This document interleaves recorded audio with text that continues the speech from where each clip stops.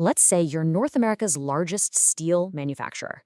Do you write a massive $2.7 billion check right at the exact moment your loudest critics are screaming that the market has peaked? Well, that is the core tension right now with Nucor. They are fundamentally transforming their business. They're capturing massive market share and pouring billions into a Greenfield mega project. But Wall Street is paralyzed by the single underlying fear that we are hitting the peak of a cyclical steel market, and this multi-billion-dollar investment is about to become a very, very expensive anchor. To put this in perspective, that $2.7 billion, that's the cost of Nucor's new state-of-the-art sheet mill in West Virginia. We're talking 3 million tons of annual capacity being built to aggressively target premium automotive and appliance steel. So this isn't just a routine upgrade, right? This is a massive bet being placed, right as the company is hitting record quarterly shipments. They are literally doubling down when traditional cyclical wisdom says they should be pulling back. And that brings us to the absolute central conflict of this explainer. Over the last few years, Nucor's earning power has structurally shifted upward. Through really aggressive share buybacks and relentless operational efficiency, they've established a significantly higher trough earnings baseline. But the market is heavily divided on how to price this. I mean, are we looking at a permanent competitive moat that deserves a premium valuation? Or is this just a temporary high in what is notoriously a brutal commodity cycle? To figure that out, we really need to look under the hood at how Nucor actually makes its money. Because if you think they just melt iron ore in giant ovens, you are missing the entire thesis. This right here is what brilliantly illustrates the company's structural moat.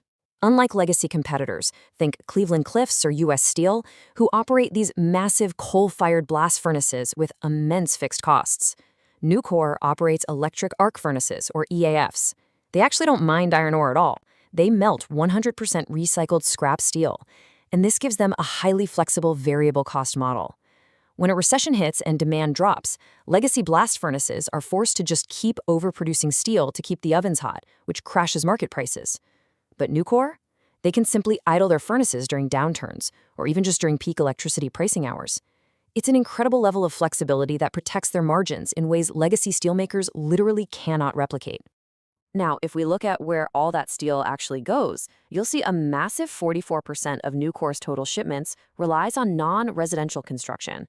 We're talking warehouses, data centers, commercial real estate. This is absolutely their biggest profit driver, fueled by federal infrastructure spending and the trend of manufacturing onshoring. But make no mistake, it's also a double-edged sword. It is their most sensitive economic vulnerability. Which naturally leads us to why Wall Street is so anxious right now. Even with Nucor generating billions in cash, there is a very intelligent bear case out there. Look, if you are shorting Nucor, this is exactly your playbook. First off, a prolonged environment of high interest rates severely threatens that 44% exposure to commercial real estate. I mean, if developers can't get capital, they aren't buying steel beams, right? Second, global excess capacity. Driven heavily by China and Southeast Asia, this creates a constant threat of international steel dumping, which depresses benchmark prices for everyone. Third, that $2.7 billion West Virginia mill. Building a Greenfield sheet mill comes with massive startup friction, and historically, these pre-operating costs have been a serious drag on Nucor's earnings. And finally, because Nucor relies entirely on recycled scrap, any sudden surge in prime scrap costs that they can't immediately pass on to their customers, that will severely compress those premium margins. So the big question is, are any of these fears actually showing up in the data? Let's pivot to the hard evidence from the second quarter of 2026. The short answer? The worst fears are definitely not materializing yet. In fact, Nucor's results, announced on July 27, 2026, were a massive beat. Look at these numbers.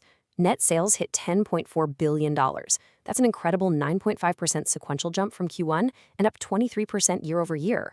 Adjusted earnings came in at $4.84 per share, which easily beat analyst consensus expectations. But the most important metric here by far? That 91% mill utilization rate. In an environment where Wall Street is practically terrified of a demand cliff, Nucor's mills are running at near maximum efficiency. And management didn't stop there. Their forward guidance was incredibly bullish. They expect even higher consolidated reported earnings in Q3 2026, driven by rising volumes and firmer realized pricing across their steel mills and steel product segments. Simply put, they are actively winning market share.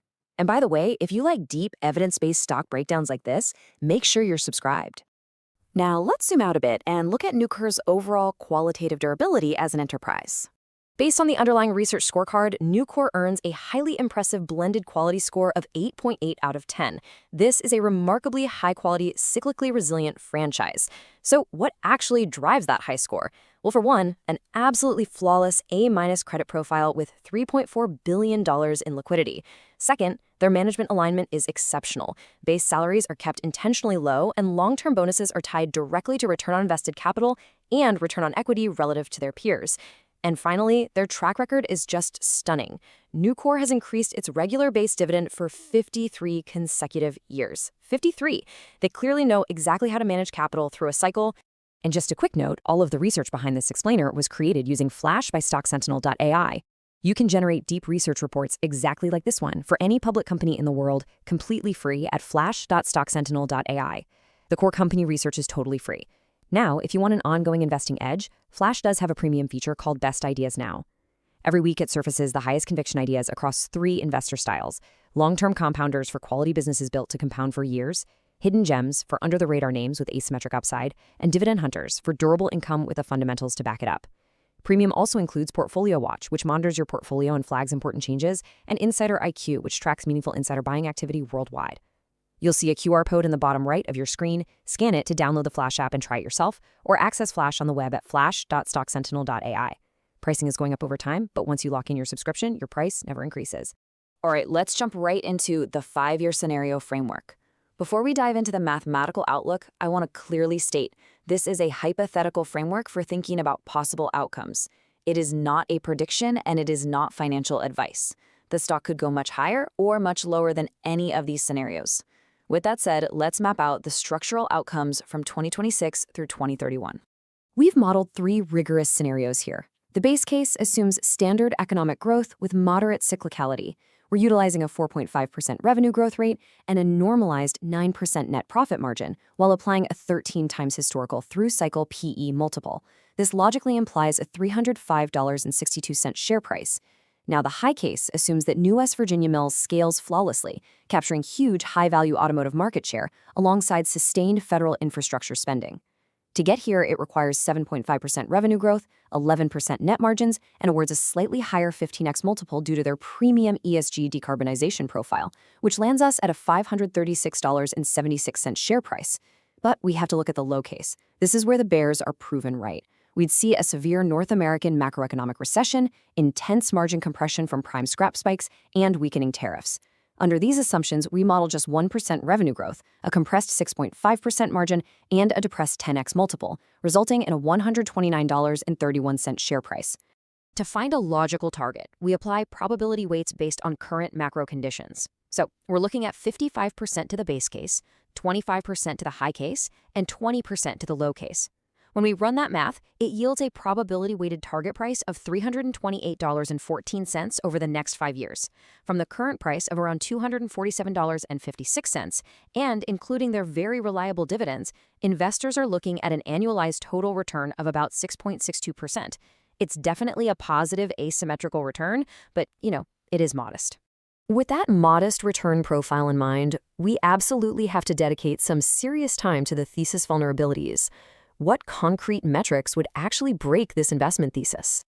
These are the specific early warning signs you need to watch for. First, if the benchmark hot-rolled coil, or HRC, spot price drops below $800 per short ton, and that happens to combine with a temporary spike in scrap costs, Nucor's margins are going to compress rapidly.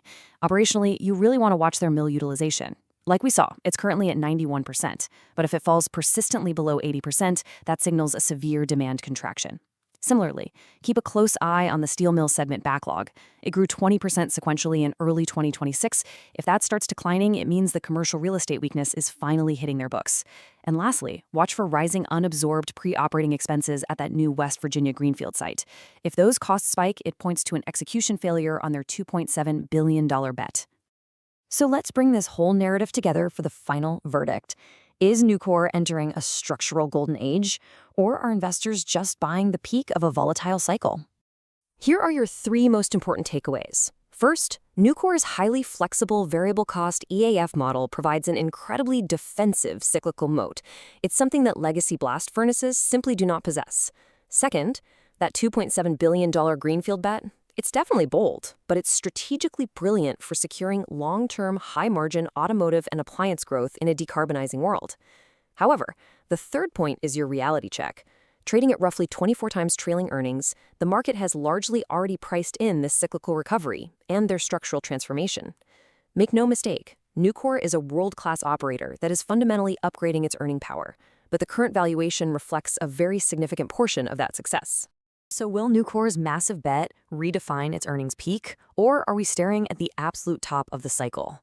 The underlying data suggests Nucor has built a genuinely stronger, more resilient floor for whenever the next downturn arrives.